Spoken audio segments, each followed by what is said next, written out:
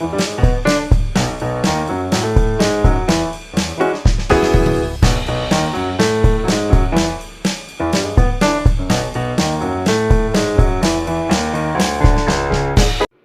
guys, mega love shoutout. This is Ketero UK and welcome to my vlog.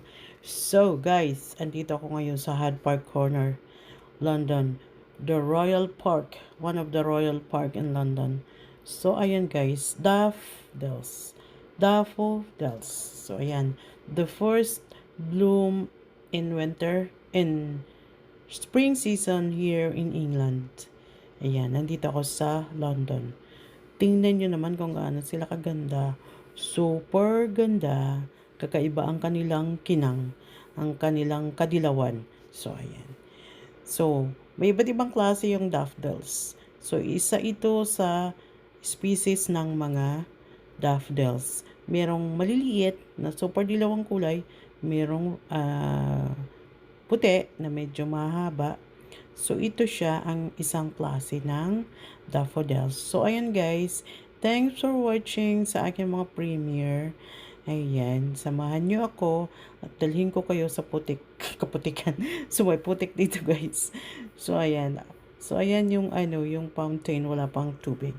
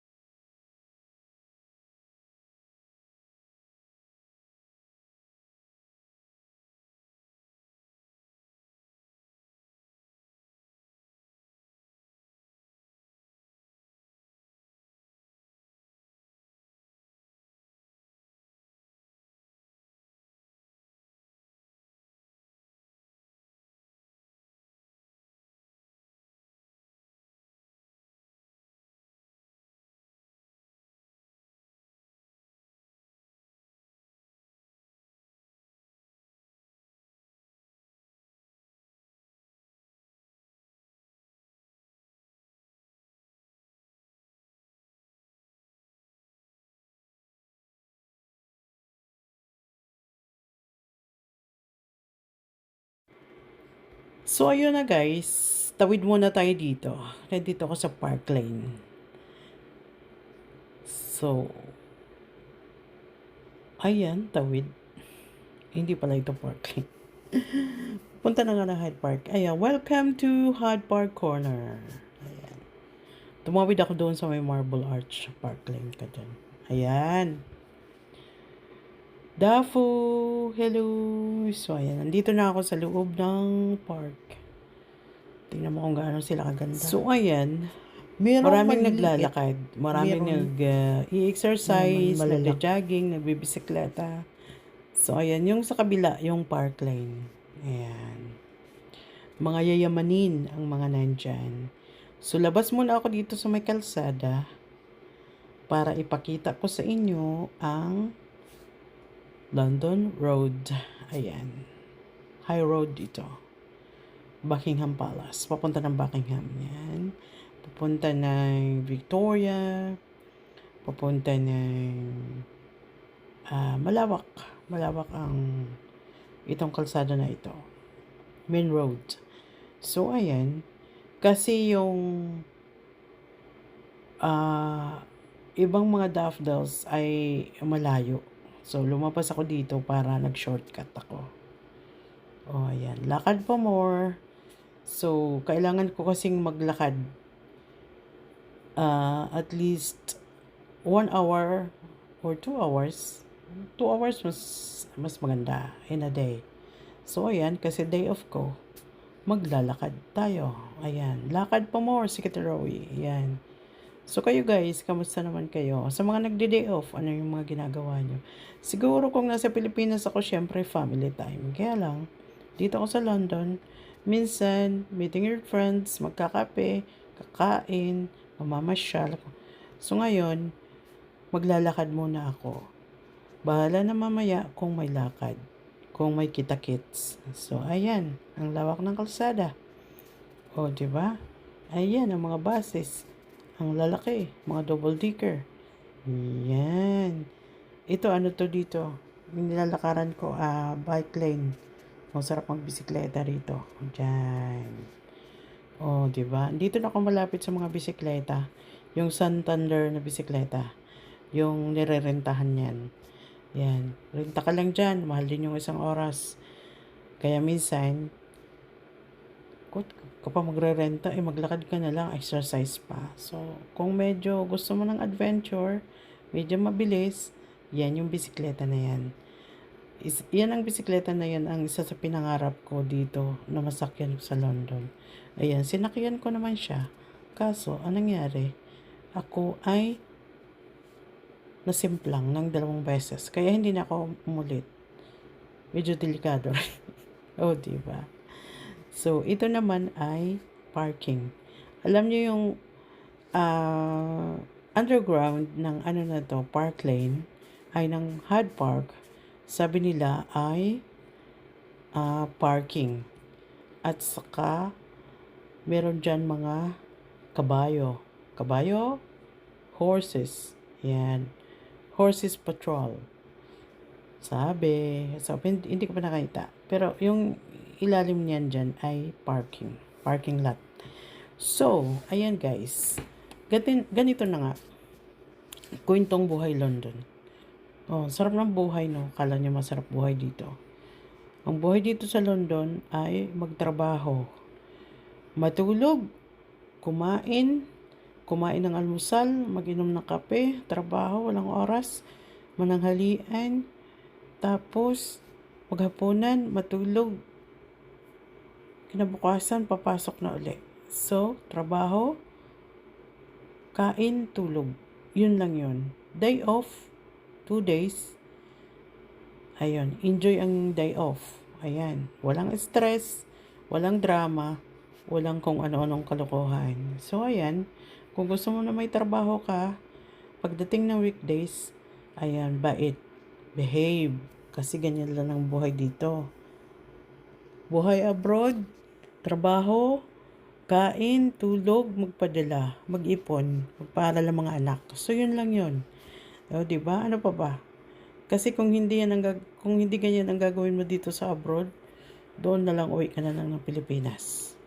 Doon masarap matulog. Dito, wala. Pag day off, syempre kailangan mo rin mag-relax. Kaya sa oras ng trabaho, pagdating ng gabi, tulog. Matulog. So, ayan. Para makasurvive sa araw-araw na trabaho sa abroad. So, kayo guys, anong mga kwento nyo? O, diba? Ganun. Ganun lang ang buhay abroad. Hindi puro sarap. Walang ganyan dito. Ayan, maganda yung mga pictures, maganda yung mga buildings, maganda yung mga sasakyan, malinis ang kalsada. Ayan, mga bagong sasakyan, makikita mo, iba't ibang mukha ng tao. Pero lahat yan ay kailangan magtrabaho kahit pa mga Briton. So, kahit pa yung mga royalties ay nagtatrabaho din yan para magpayaman. So, dito ang ginagawa sa lugar nito kung bakit napaka-asinsado ay kunti lang ang tamad. Yon. Kunti lang ang marites. Kunti lang yung nabubuhay na lang lagi sa social media.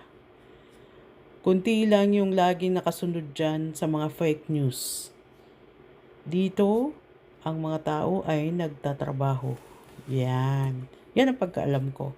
Iwan ko lang sa iba kung ano ang kwento nila. Pero para sa akin, ganun lang.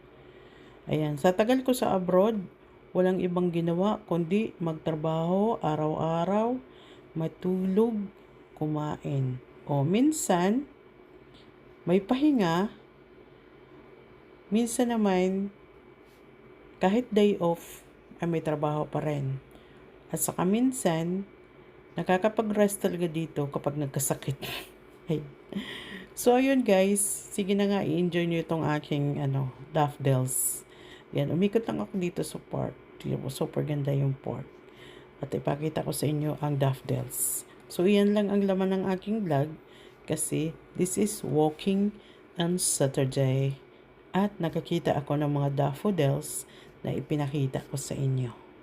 So, ayan. Salamat sa panonood and enjoy sa aking mga daffodils at sa mga puno na wala pang dahon.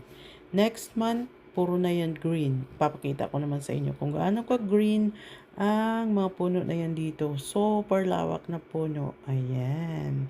Thanks for watching, guys. Ingat ang lahat at salamat sa support. Shout out Team BGM at Team Umiko at sa lahat ng mga nanonood na mga videos. Kukunti lang tayo pero salamat sa inyo kasi hindi rin naman pwedeng ako ay tumutok na lang lagi dito sa mga videos ko kasi nagtatrabaho din ako. Ayan, guys. Oh, ganda, no?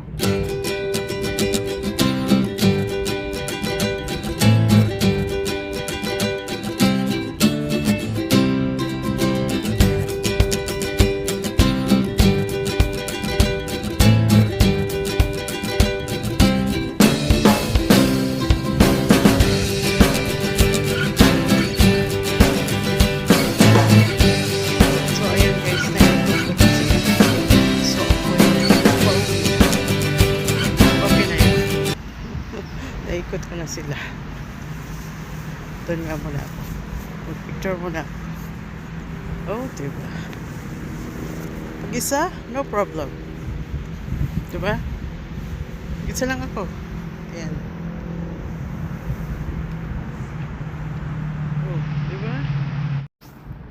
So, ayan guys. Nakaupo lang muna ako dito sa napakagandang upuan. Ayan. So, ano ang gusto niyong kwento? So, ito yung Hyde Park Corner. Ayan, super lawak ito. So, ayan. Upo muna ako dito, pero ako'y pauwi na. Oh, di ba? Super ganda. Oh. Tapos, doon sa likod, doon na yung kalsada sa Park Lane. Ayan. Di ba? Ayan, mega love shoutout, guys. Ito yung daffodils. Daffodils. The first bloom in